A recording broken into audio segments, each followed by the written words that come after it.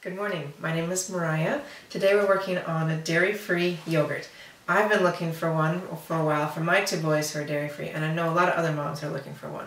This one is a great recipe. It's really easy to make, and it's fabulous by itself or with granola or berries, whatever it is that your kids have on their granola. So we'll start out with 1 cup of soaked almonds or soaked cashews. You can use almonds as well. You just have to slip the skins after 24 hours. 2 cups of coconut meat from the inside of a coconut. This can be sometimes hard to get, but it's well worth it. The 1 cup of coconut water. You can use the water from inside your coconut, or you can use regular coconut water.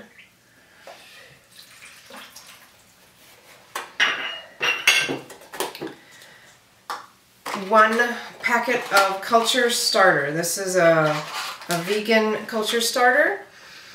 Use 1 packet of it, and you can reuse you can't reuse the packet, but from this recipe you could take some of that to start your next recipe. But you should only do that for about 6 generations or so, because after that the culture loses its potency. And a little bit of culture boost. This kind of gives something for the yogurt or the culture starter to feed upon, because we're not using milk, which has a bunch of sugar in it that it would feed upon. So you give it a boost. 2 teaspoons. And a ½ teaspoon of vanilla bean powder, just for a little flavor.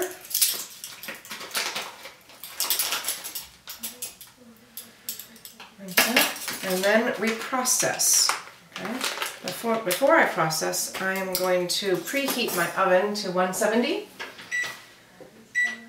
because this is supposed to work at a little bit above room temperature.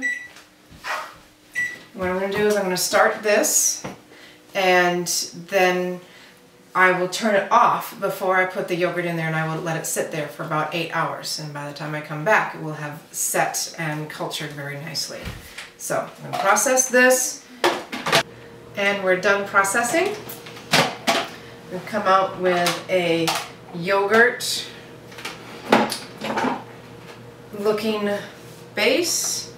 We simply put it into a dish.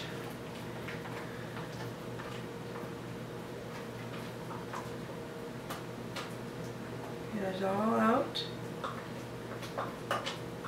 And you let this dish sit in your oven that's been preheated to its lowest temperature and then turned off for 4 to 8 hours. I let mine sit in there for 8 hours.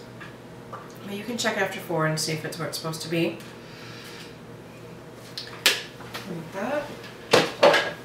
Cover it. Preheated oven. Turn it off. Put it in there. Crack the door so it stays warm enough. And when you're finished, you end up with a nice looking yogurt like this. Put it in a bowl and do with it what you would like. You can use it in your smoothies. You can mix it with granola. You can add walnuts and blueberries to it, which is my favorite.